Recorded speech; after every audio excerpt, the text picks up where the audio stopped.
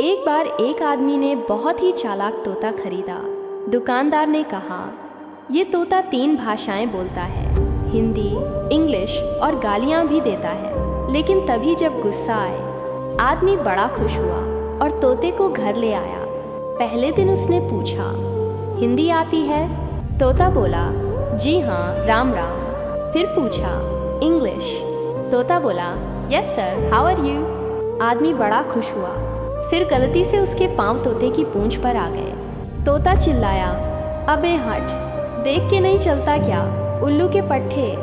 आदमी चौंका, अरे गाली दे दी। तोता बोला, भाई वार्निंग दी थी पहले से। फिर उसने चैनल को सब्सक्राइब कर लिया।